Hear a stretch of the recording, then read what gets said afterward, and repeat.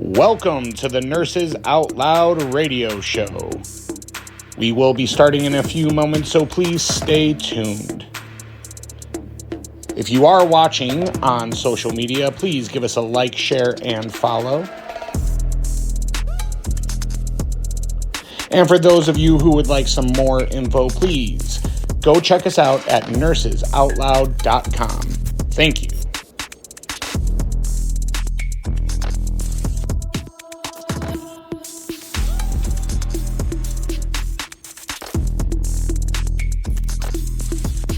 What happens when a nurse follows the code of ethics and loses everything for it?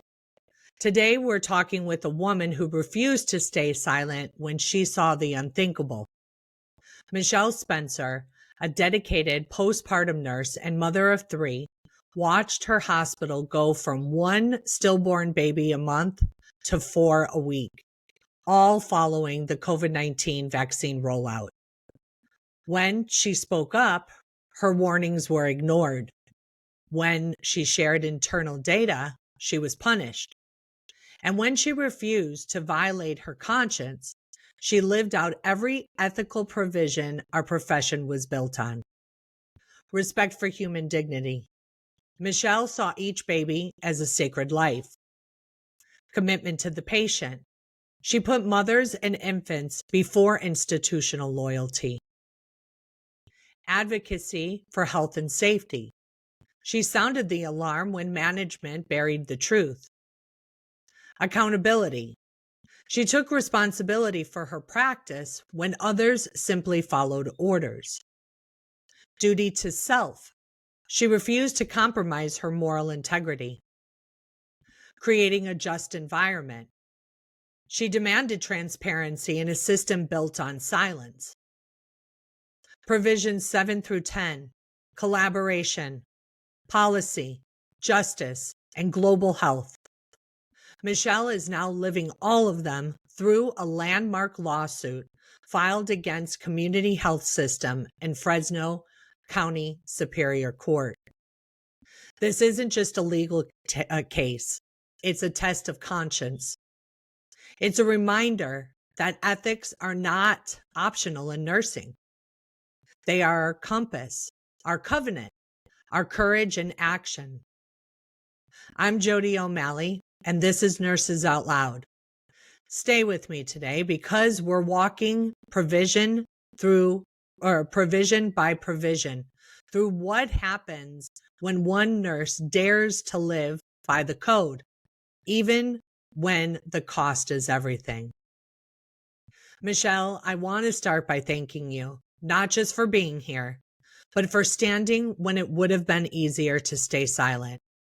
What you witnessed on the postpartum floor, healthy moms delivering stillborn babies after being encouraged to take the COVID shot, that's something no nurse should ever have to see, let alone endure without answers. You lived the code of ethics in real time. Compassion, advocacy, accountability, and moral courage, while the very system meant to protect patients turned its back on the truth. So I want to walk through this conversation provision by provision, because what you've done is a living, breathing example of what ethical nursing really looks like when the stakes are life and death. So welcome, Michelle. Jody, thank you for having me on. Yes. Let's begin at the start of your story. I want you to take us back to that moment in 2020 when you were transferred to the postpartum nursing unit and you said, God put me on this floor. What was it all about when you said that? Yes, I would love to share my story with you. And first of all, thank you for that introduction. I feel like you just spoke that entire nightmare so well. You gave all the details and all the things you named off.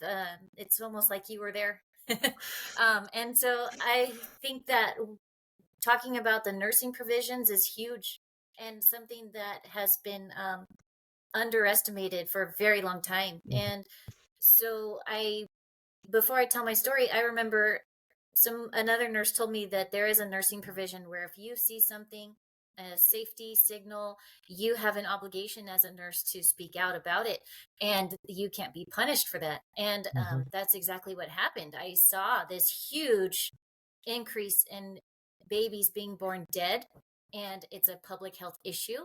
Yeah. And so I sounded the alarm, and I was punished for that. Right. And by other nurses on top of that. Mm-hmm. And so other nurses should be doing exactly what I'm doing. A lot of people have called me a hero for the speaking out that I did. I don't feel like a hero. All these other nurses should also be speaking out. I'm just doing what's right. That's the whole thing. It's ethical. These babies do mean a lot to me. I'm trying to do my part in protecting humanity. I became a nurse to help heal others, not to inject poison into them. And so anyway, well, I think our my code, Florence Nightingale, like the pledge, it says that we will not knowingly administer anything that has deleterious effects. And I think, the pledge, the Florence Nightingale pledge that we say at nursing graduation, and the code of ethics, which is just, it's just brushed upon, right? We don't really get into the heart of it in nursing school with case studies and debate and discussion. It's basically like, oh, and by the way, we expect you to do this, but not really, because we're not going to impress it upon you. I know. And the whole thing about vaccines being pushed so hard, it's become a cult. It's not nursing. No. It's a belief system is what I found out. It's a belief system that's ingrained in us from the beginning, right? From going to school, and then through decades and decades of people repeating safe and effective, safe and effective. We've saved millions of lives.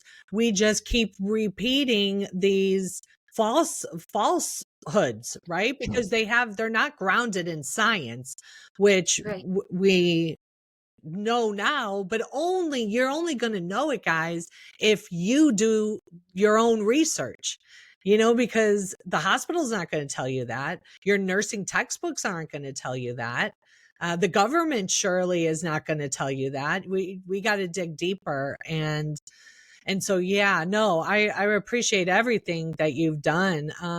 But let's start here. Okay. Because provision 1 is respect for human dignity. You said, and your bio that you had sent to me, that God put you on this floor, the postpartum floor. Talk about that. What was that like? Did they move you there to help? Were they short staffed? Like, what was it? Well, I worked on the cardiac floor for 3 years. I've been a nurse for 8 years now. So I loved taking care of people, but on the cardiac floor, it was a lot of, elderly patients with chronic issues, and we would give them a lot of medications, send them home. They'd usually come back, cardiac issues, respiratory, kidney issues. And so it was kind of draining to my soul. I was like, there's more to nursing than this. Like, I want to be with the babies. I want to bring new life into this world and be with the mothers, because I can relate with mothers. And I applied for postpartum, and I got the job, and I even got day shift, which never happens. No. Normally people don't transfer to postpartum because they're lifers Yeah. over there. And so they happen to have an opening, and of course not day shift. You always start nights. And anyway, I got day shift. So I was like, wow, God put me on this floor. Like, I'm so happy to be on this floor. And even now I'm still happy to be there, despite all the craziness that I've seen. But in orientation, I was required to give a hepatitis B vaccine to an infant, and this was in 2020, towards the end. And as I held that infant down and I injected this toxic stuff into this baby, I didn't know what was in it at the time, because this was my eye-opening moment. But when I gave that shot, I felt disgusted with myself. I knew in my soul I never wanted to do that again. And I didn't really know why. I just know that didn't feel right.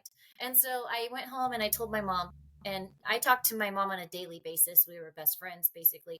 And I told her that I can't do this. I can't poke these babies. I need to go back to the cardiac floor. It doesn't feel right. I can't do this. And she said, do not quit. Those babies need you and you're saving them. Mhm. And so I was like, okay, well, how am I going to get out of this then? So I kept going to work, and it was 2020. So everybody was kind of crazy about COVID. They were wearing their PPE, but the mothers were healthy. The babies were healthy. They would come in, deliver babies, go home.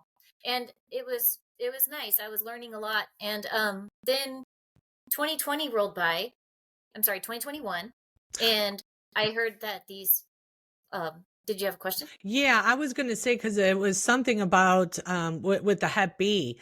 I mean, you stayed, but you started quietly giving informed consent to mothers, Oh, right? yes. Making sure that they Yes. understood their choices because, I mean, that's really powerful. I mean, how did you find the courage to begin those conversations when everyone around you was being told just follow policy? It's what we do. So I went down the rabbit hole right away because I was like, I don't know what was in that shot and I don't know why I felt that way. So I started going down the rabbit hole, and I I learned about the ingredients in that shot. I learned that if a mother does not have hepatitis B, she cannot transfer it to her baby. And if the only other way you get hepatitis B is through sexual transmission. So I don't know a lot of babies that go out and as soon as they leave the hospital start sleeping around, it's not Yeah. realistic. And so nothing was making sense. And so for the first little while, I would try to put it off as best I could. Um, and I didn't give the information about hepatitis B for a little bit yet because I was still kind of like learning my routine. But Mhm. I would basically try to put it off onto the next shift, which also didn't feel right because the baby was still receiving it. It took the responsibility away from me, but not really. I still felt responsible. And Right. so that was the first part of postpartum that opened my eyes. And then I heard that this COVID vaccine was going to start rolling out. Mm. And around March and April, it was being pushed on pregnant women. They would go to their doctor and receive the vaccine, no matter what gestation they were. And then it was like a week later, these pregnant women were coming into the hospital in labor and they were delivering dead babies. And it was crazy. We went from every year prior to 2021, we would have like 4 dead babies a year, maybe more a little bit. I know sometimes I've said one per month. That's actually exceeding it a little bit. And then in 2021, we went from prior to that 4 per year to 2021. Then it was 4 per week. And so we're in 2025. The babies are still dying at a rate of 4 per week. And so the hospital delivers anywhere around 10,000 babies a year. And if Wow. you were having 4 die per year to 4 per week, Mhm. that is a huge increase.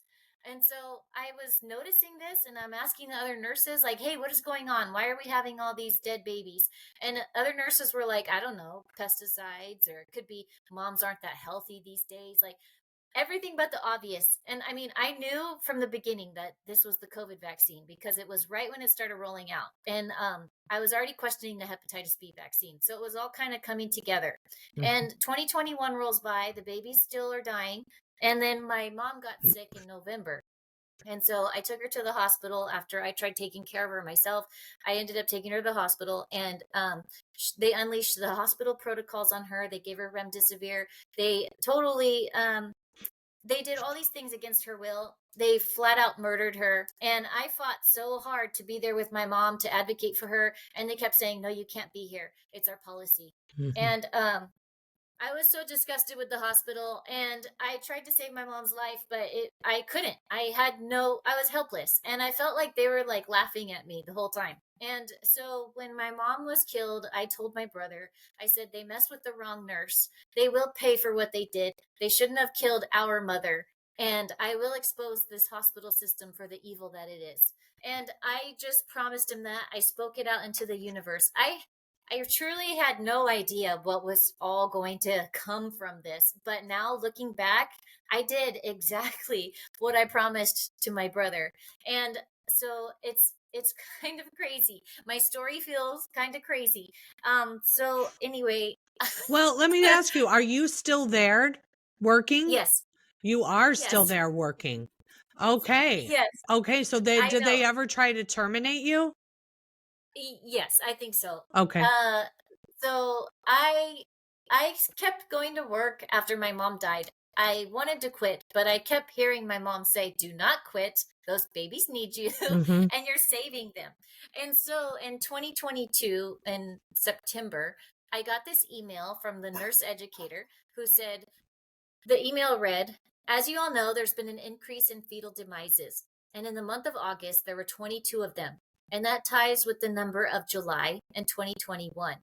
And this number is projected to increase. So you all need to brush up on your policies and learn how to handle a dead baby's body." Is that the most What? heartless email you've ever Were heard you just in reading your that life? word for word? I memorized it, but not, it's pretty She much said word she for said word. you have to know how to handle these dead babies. Pretty much. She's saying brush up on your policies so that you know how to handle them, how to send them to the morgue, put them in a bucket, cover them with saline or whatever. Well, I'll tell Brush up you, on I your mean, as policies. a hospital supervisor, I had to transfer babies down.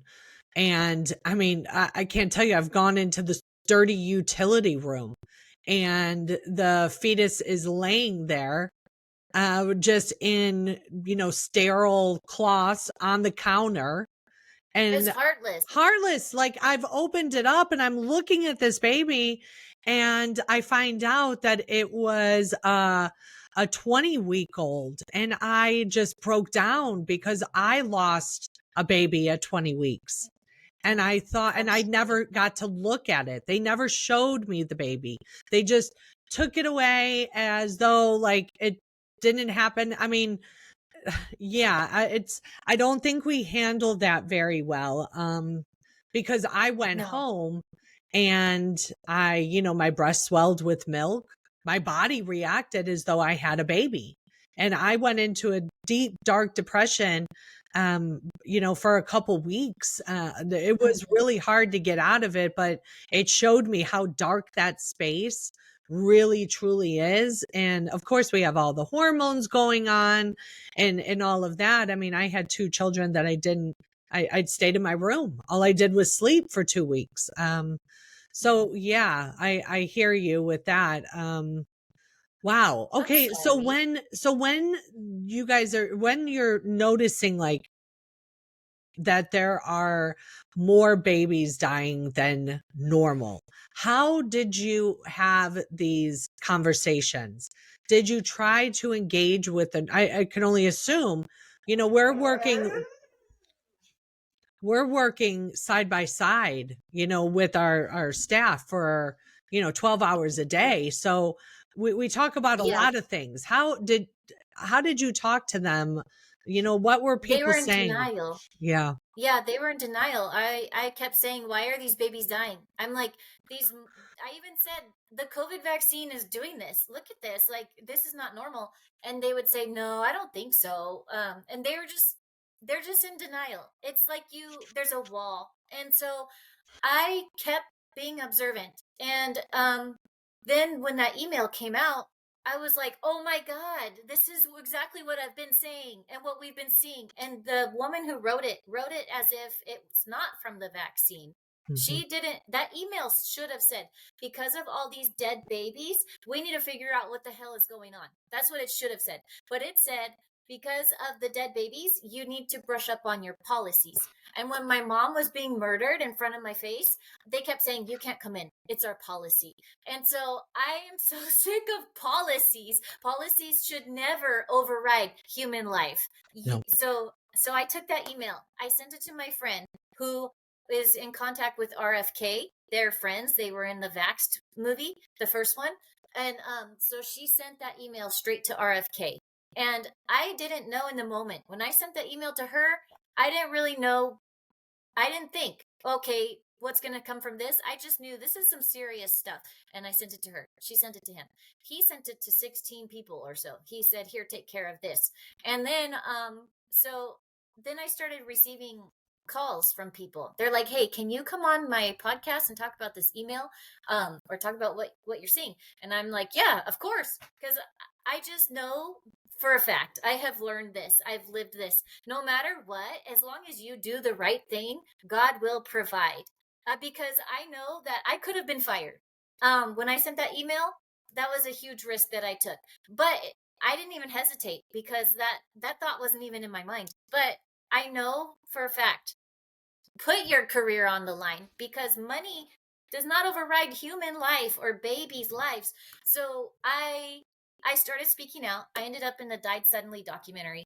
And then my workplace saw the the part where I spoke out in this documentary. So they investigated me in December, the beginning of December. They said they investigated me for 40 minutes. They tried to get me to admit to violating HIPAA, which I didn't. And then I ended up saying, I'm a whistleblower and I have rights. And I only knew that word from 5 minutes prior to the meeting, when I called Mary Holland from Children's Health Defense. Somebody connected me to her right before I went into that meeting. She said, you're a whistleblower. She's like, you're okay. Just go into the meeting. Be honest, because if you get fired, it's okay. You did the right thing. Just go with it. See how it goes. And so I said, I'm a whistleblower and I have rights. And then they said, are you aware that it's against company policy to copy and paste an internal document? And I said, why are you wasting your resources investigating why I copy and pasted an email? You guys need to be investigating why babies are dying. And then they said, you can go back to work. And I was like, so confused. Well, you know I was what? like, I'll tell you, like, you were at that moment. Okay, because now we're getting into provisions 4 through 6, guys. In case you weren't following along, that first few minutes we had provisions 1, 2, and 3. But after Michelle shared that hospital email, record high dead babies, everything changed at that point, because she was no longer just a nurse at the bedside. She became a whistleblower in a system that didn't want to be exposed. This is provision 4. The nurse is accountable and responsible for individual nursing practice. So when everyone looked away, she took responsibility for doing what was right. And that is sounding the alarm, like, hey, hello, what is going on? Even now, you guys are recognizing it, but you're not talking, you're not saying why. Right? It's just like, what, all of a sudden the culture changed, and Michelle, you knew, like, at that moment you were risking everything. You knew that it might cost you everything, but you took accountability. But what did accountability look like for you in that moment, when leadership ignored the data and tried to silence you instead of investigating? Were you just like, what, I'm going to talk to everyone who wants to talk to me? Is that? Yeah. At that point, when I walked out of that meeting, I was like, you know what? They didn't fire me. That means they know something is wrong. And they don't want me exposing this, because if they fire me now, it's going to be out there in the mainstream media, everything. It's gonna become a lawsuit. Exactly. Exactly. So I went back to work, and then I kept going on these shows. At the same time, I learned all about the hepatitis B vaccine, like all the way. I started telling mothers, look, your baby will not get hepatitis B. You don't have it. The only other way is through sexual transmission. Baby doesn't need it. And so just telling them that was enough, that they're like, yeah, you're right, I don't want it. And so there's that. So I continued to do that for the last couple of years. But December, the meeting happened December 4th. Then December 22nd. December 4th, 20, what year? 22. Okay, 2022. Okay. Yeah. And so that was December 4th. Then December 22nd, so 3 weeks later, we were promised a retention bonus. All the nurses who had remained employed during COVID were supposed to receive a bonus on December 22nd, 3 days before Christmas. And so that day came, and I didn't get a check for a bonus. And all the nurses got their check and they're like, oh yeah, we're gonna go shopping, we're gonna pay off our bills, get my kids this for Christmas, whatever. And I'm like, huh, that's weird, I didn't get a check. And so I called HR, the lady who had investigated me, and I was like, hey, I noticed I didn't get a check. Did something happen? She's like, oh yeah, we're not gonna give you one because you broke the rules when you spoke out. And I said, I said, that's funny, that sounds like retaliation to me. And she said, oh no, it's not retaliation. It was based on our I don't even know, based on our what's the word? Review. Discretion. Yeah. Or something. Yeah. That they decided I got demoted or something, which they did not tell me that in the investigation. So I was like, huh, okay. And then that's interesting. So I kept working, but do you want to know how much that bonus check would have been? What? $2,200 after taxes. It was $6,666. Oh, what? Right. Oh my goodness. Is that not evil? That's so evil. And so I was like, you know what? I don't want your evil money anyways. You guys can keep it. Right. So I kept working because I didn't get fired. So I was like, well, they're not firing me, so I'm going to tell these mothers for sure. And what are they going to do? Fire me? No. So I kept telling them. And then, a couple of years went by. It was kind of quiet, even though the babies were still dying and I was still talking on shows. Nothing legal was coming out of this. I just kept working. And like I said, I still love my job. I love the babies so much. And it's great. So, and I feel like I'm starting at the source. When I can plant a seed about a hepatitis B vaccine, yeah. I'm hoping that seed will plant for the rest of the childhood vaccines, while everybody else, thank you to you and all the other nurses that are speaking out. We're all planting a lot of seeds, and it's all coming together for a reason. Like, this is so much bigger than us. And anyway, a couple months ago, I finished the functional nursing program with Melissa a couple months ago. Yes. And I learned all about the hepatitis B vaccine, the aluminum content, that one page. I love that page. I printed it out. I gave it to all the nurses. And then one of them complained. I got in trouble for that.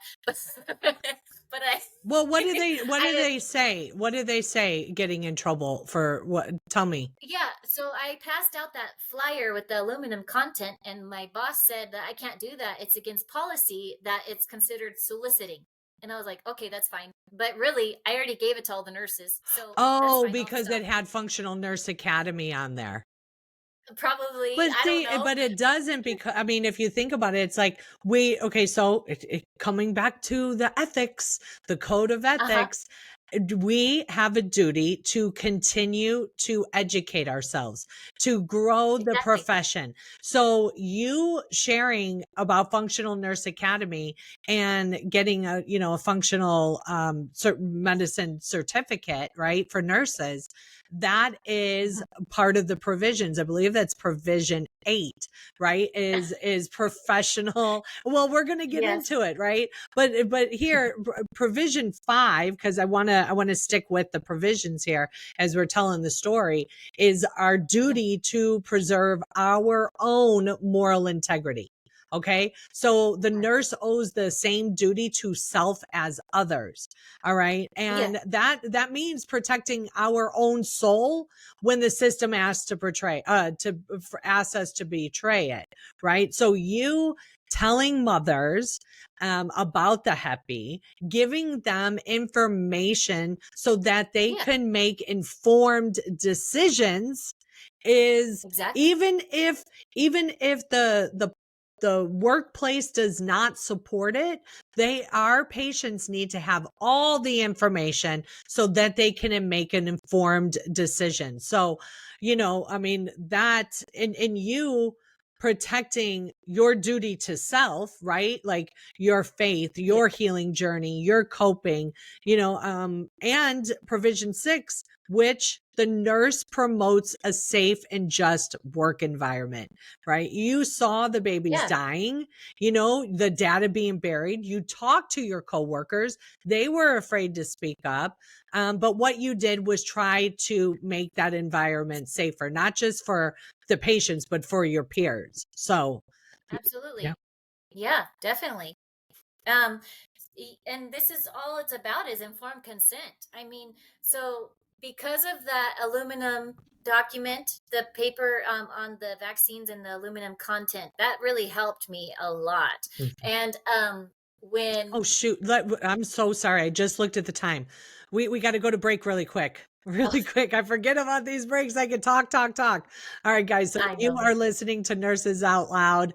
We are here on the AmericaOutloud.news platform. Go check out AmericaOutloud.shop and also check out Nurses Out Loud, our Substack. So if you want to get notified every time a show drops, go to Substack at Nurses Out Loud and check out our family of sponsors here on AmericaOutloud.shop. And we will be right back after the break. If you are a nurse that is fed up with the sick care model, I have a solution for you. My name is Melissa Schreitfetter, and I am the owner and founder of the Functional Nurse Academy. FNA is the most comprehensive functional medicine training program on the market, specifically tailored to nurses. It is self-paced and equips LPNs, RNs, and nurse practitioners to practice functional medicine, address the root causes of dysfunction, and start their independent functional medicine practices. At FNA, you will learn how to order labs, functional health reports, create customized wellness plans, package and price your services, and even how to market your brand effectively. Graduates earn 90 nursing CEUs, and then they qualify for multiple board certification titles. They also will have access to our exclusive tools, such as our Functional Nurse Toolkit, our social media and marketing kit. And I don't want to just train you and send you on your way. So you also will get access to me each month via the Functional Nurse Academy monthly mentorship program, where you will be able to attend a live class with me each month. So say goodbye to sick care and start your dream career as a functional medicine nurse. Enroll today at functionalnurseacademy.com. All right, guys, welcome back. Thank you so much for joining me. I am your host, Nurse Jody O'Malley, and I'm joined with Michelle Spencer. She is a postpartum nurse that exposed the increase in stillbirths at her hospital. She was saying approximately they saw, 10 to 12 a year, and they were seeing more on the average of 4 or so a week. Yes. We have been talking, we have been going through the show through the lens of ethics. There's so many podcasts that Nurse Michelle has done, and I encourage you to search her name and to get more information. But what the purpose of this show is to show you how a nurse is supposed to behave ethically, right? And that is following the code of ethics.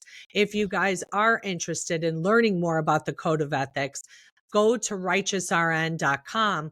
I have a 10 CEU course, and it goes through nursing post 2020, and I highlight whistleblower stories as real case studies. So no longer is it just a few words, telling you about patient who is 72 years old, blah, blah, blah, blah, blah. I am bringing you nurses that are actually speaking out in real time. You will see them talking in front of Congress. You will see them speaking out loud on podcasts, all of these things. And I use them as case studies, as well as the 18 complaints that I received against my nursing license. And I had to go in front of the Arizona State Board of Nursing. So I made all of those complaints case studies, guys. So it's a really in-depth look. Hopefully your work will pay for it. If they approve outside education, chances are, since this is CEU approved, they will pay for it as well. So go to righteousrn.com and check that out. Okay, Michelle, thank you. Yeah, thank you. I'll have to check that out too. Yeah, definitely. Yeah. So a few months ago, a family member complained about me to the hospital and said, this nurse is giving misinformation. So she wrote this complaint. My boss called me in and went over the complaint, and she said that the nurse told my family member that, um, you know, your baby doesn't need the hepatitis B vaccine because the only way you get it is through sexual transmission. And my boss read that off, and I said, yes, that's correct. And I think she was expecting me to say, oh, no, that didn't happen. But that's true. And so she said, I know you have your beliefs, Michelle, but you need to do what's required of you per the institution.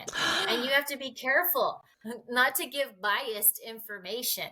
If the patient has questions about hepatitis B vaccines, you need to refer them to the doctor. But I said, I said the nurses have an obligation to do no harm. I said, every time a nurse gives a hepatitis B vaccine, they're injecting that baby with 250 micrograms of aluminum. And the FDA says the safe limit of aluminum per day for an infant is 18 micrograms. So every time a nurse gives that shot, they're chemically assaulting that baby. And I got all that from that that page, right? Thank God, because that page has it's changed my life. And so I said all that, and my boss just looked at me and she said, I know you have your beliefs, but you need to do what's required of you per the institution. It's almost like robotic, like she didn't even hear a word I said. Yes, I have the same conversation. It's actually recorded on video with my boss. And she told me, she told me, Jody, we work for the government. We have to follow policy and protocol. You cannot talk about any medications other than what's ordered for the patient. And I said, that is so not true. That is so not true. We're taught to give informed consent. Yes. So that is called being institutionalized. And that is what we've become, is institutionalized. We are taught to follow policy and protocol over patients. And Provision 6, that's accountability for nursing practice, right? And that's when internal ethics failed. That giving information allows someone to make an informed decision. And if they want to consent, that is where we come up with informed consent. You know what, Michelle, you know what you have to start sharing? You know what I did? I got Aaron Siri's new book called Vaccines, Amen. Have you heard of it? Yes, I need to get that book. Okay, well, yes. In the first just few pages, he's interviewing Stanley Plotkin, who is the godfather of vaccines. And everyone that repeats what Stanley Plotkin said, he refers to as disciples. And that's exactly, if we look at nursing, at the medical profession, PA, MD, nursing, RN, NP, you name it, we are disciples of Stanley Plotkin's information, so to speak. Okay. Because Hep B was the very first vaccine that was ever approved on the childhood schedule. Like you said, we know how it gets transmitted. And the clinical trial for that was only 5 days. Stanley Plotkin, who was pushing all of these, didn't even know that under deposition. Okay. Wow. Yeah. Wow. Yeah. So yeah, that's another book to share. And they can't tell us that it's biased information because science is never settled, right?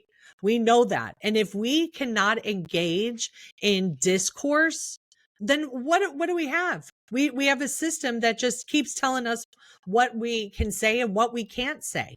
And so good for you. Okay, let's keep going because thank you. And you know what? I'm not here to be a robot or controlled. I'm here to advocate for my patients, Yep.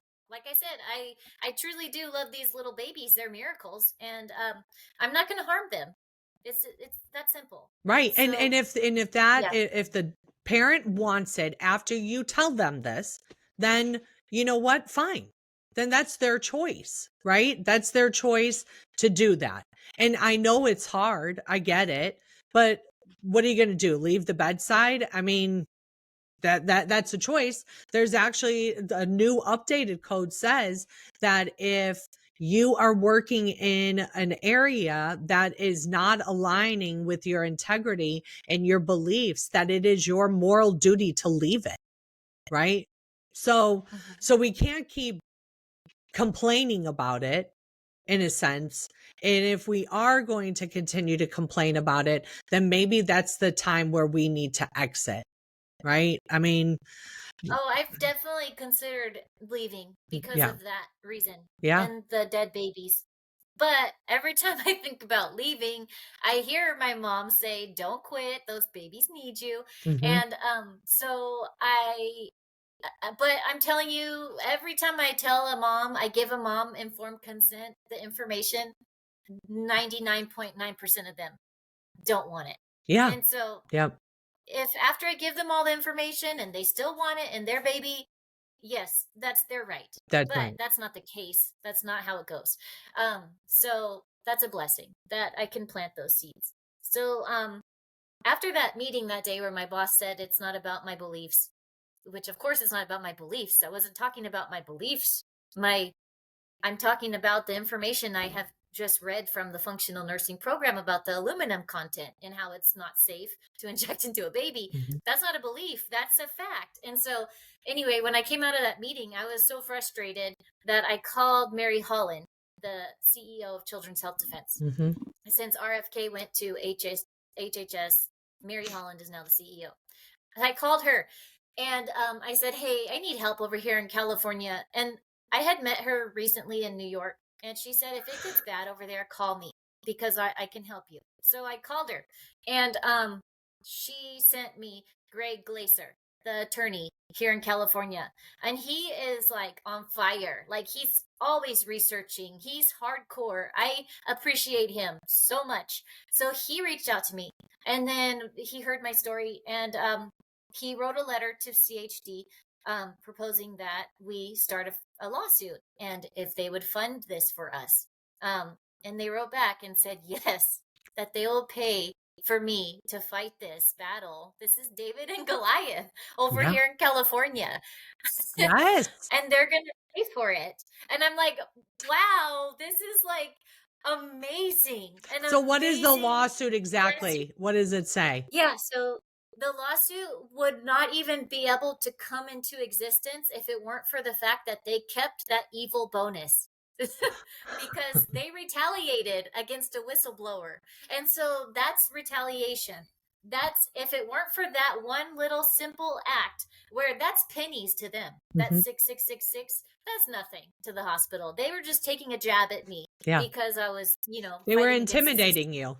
Yeah, retaliating. Yes. And so thank God that they didn't give me that bonus because now he's filing for retaliation against a whistleblower.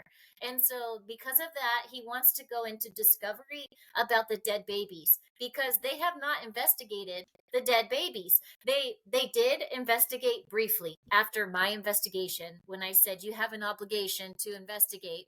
They went back and they checked and they found that all of the fetal demises 95% of them had COVID vaccinated mothers. So that is a huge amount. Huge. And the other little percent, maybe the record of the mother wasn't in there because over here in California, they're highly vaxxed. Yes. Most of them did get vaccinated because the OB doctor pushes it on them every single time. Yeah. So they're highly vaxxed. And then also, I know a sonographer who's been a sonographer for 40 years. She can look at an ultrasound of a mother, a placenta, and she can tell them, you got Pfizer, you got Moderna. And if that's crazy be able to see that in an ultrasound. And if that patient, the mother, did not get the COVID vaccine, that means the father did. And it's in the placenta. So even if the father got it, the baby is affected. And so there's a huge correlation. It's like an obvious correlation between the COVID vaccine and these dead babies. So did you learn that in discovery? Are you in that phase already? One of my nursing friends told me a couple weeks after my investigation, she said, yeah, they went back and checked and they found this correlation. And she just told me to just by mouth, Yeah. by word of mouth.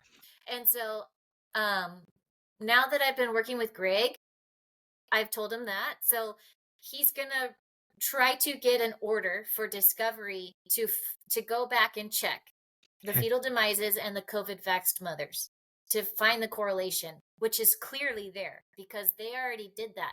So that document is somewhere. But It's either somewhere. way, I mean, during Discovery, they can find out. Oh yeah, And I found so, out a lot of things during my discovery.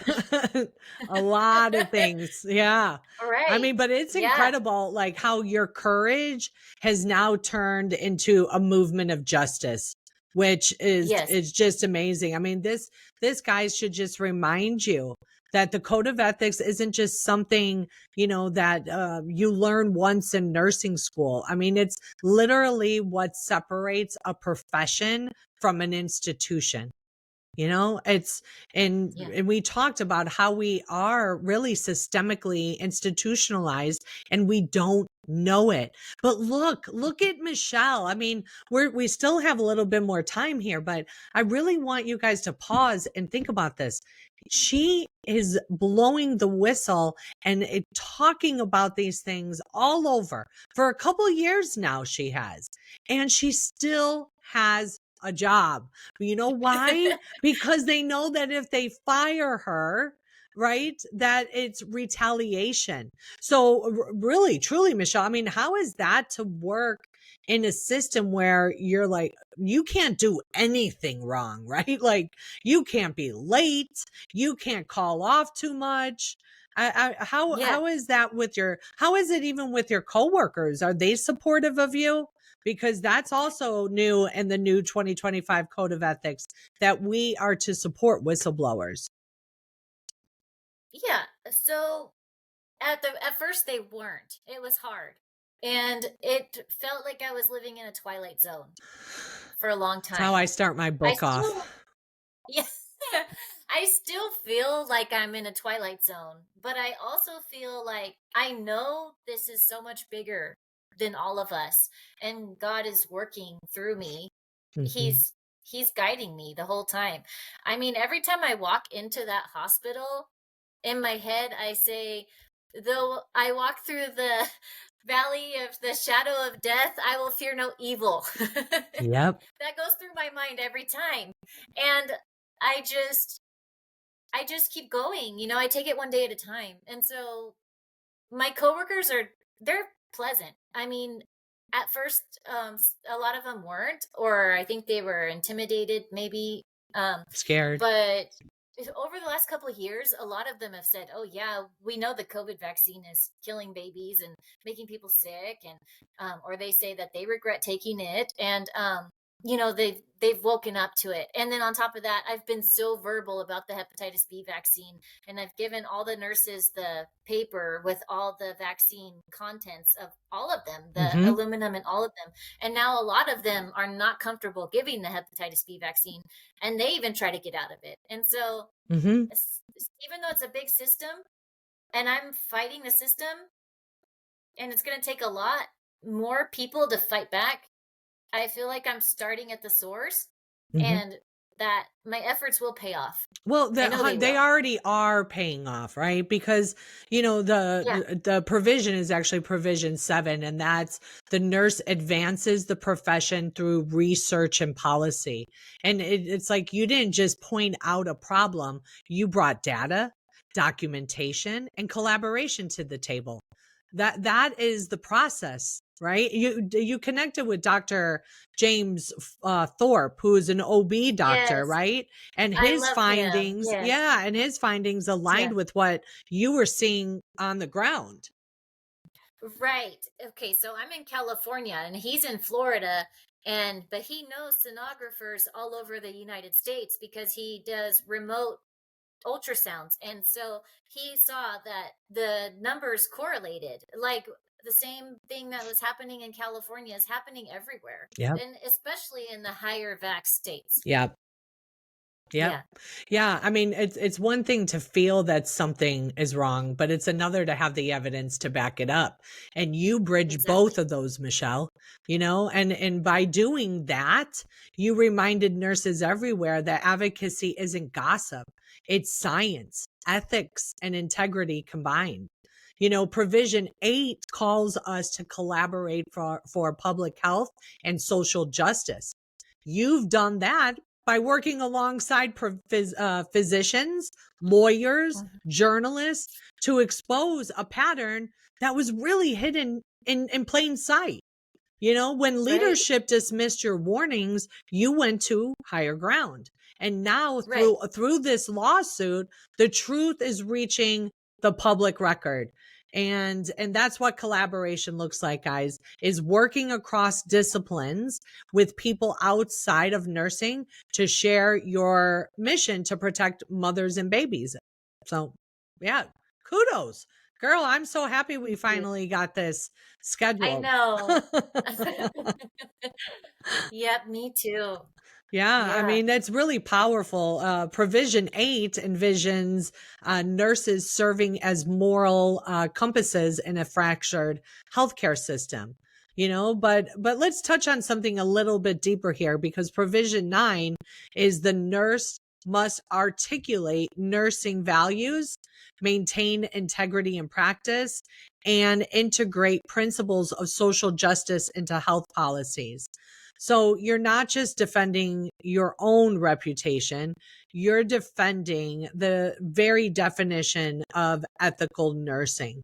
I mean, really, you took on $1 billion system to protect those that couldn't speak, the unborn, and that's the essence of social justice in its purest form.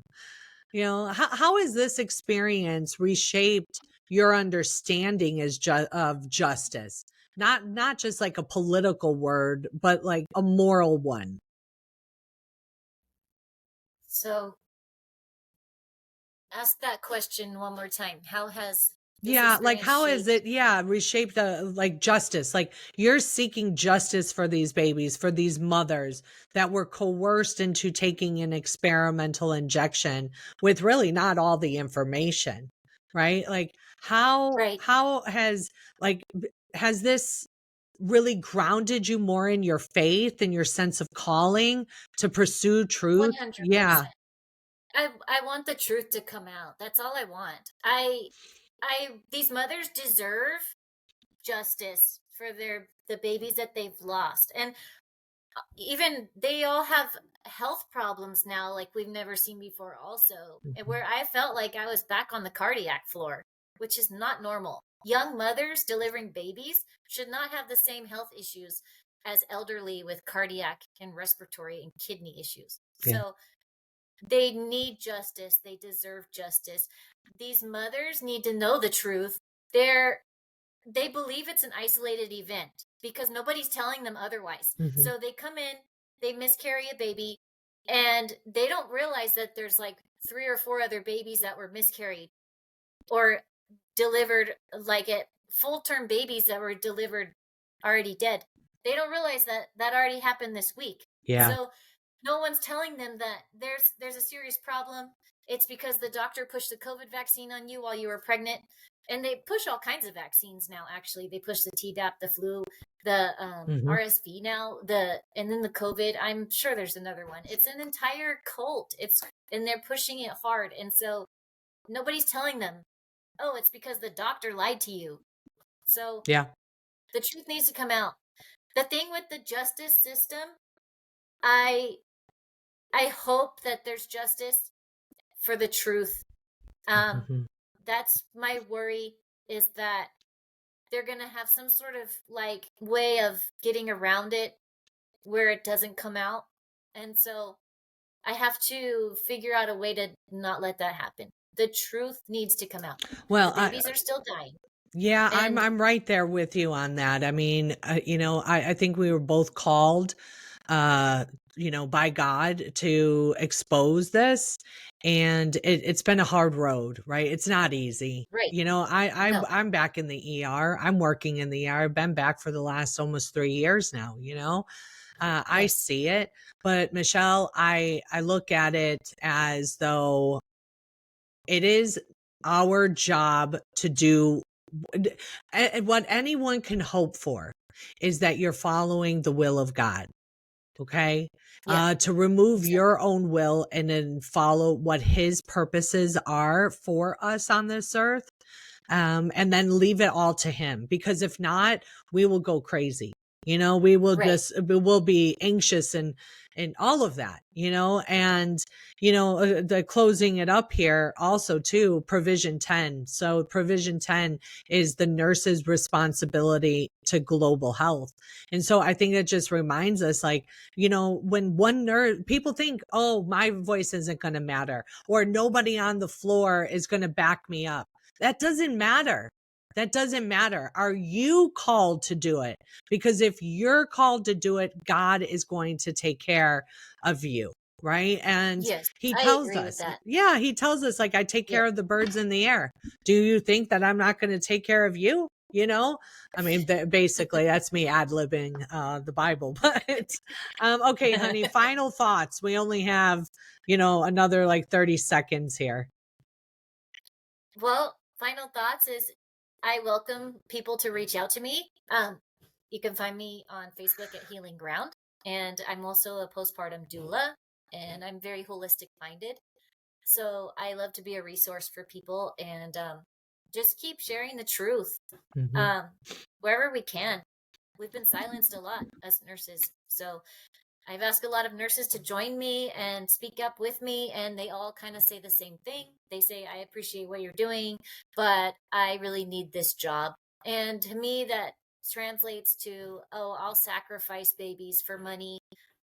So like we were saying together, that God will always provide as long as you're doing the right thing. At this point, if they fire me, that's fine. Go ahead. But because I know that I will be okay. So I feel like that too with the nurses who don't want to speak up because they're scared of losing their job. Like, you don't know. If you lose your job, you might find something better if you're doing the right thing. So that's right. That's it. You never know. You never know what God's plan is for you. I never thought I'd have a radio show, right? I never thought that I would be doing a course on ethics. Like I never thought I'd be doing so many of these things, and impact people in the way that I have. You've impacted people. Every nurse here on Nurses Out Loud, guys, has impacted people, to give the courage to let them know courage is contagious, and you don't want to sacrifice your soul for some money, right? I mean, truly, that is it. How are you sleeping at night? Are you anxious? Are you, on blood pressure medications? Are you on anti-anxiety pills? All of those, I think really have a direct effect on how you're living your life. And our subconscious we're always talking to ourselves, even when we don't think that we are. So for every time you are going against what you are being called to do, or that little whisper of saying, no, say this, do this, I mean, you are literally sacrificing your own physical and mental health. Forget about money. If you don't have your health, you have nothing. If you don't have your, all your mental faculties, and you're an anxious, worried being, who cares how much money you have? It doesn't matter. So God bless you, Michelle. Until next time, friends, be safe, be well, and God bless. Thank you. Shining light into darkness, thank you for tuning in to Nurses Out Loud.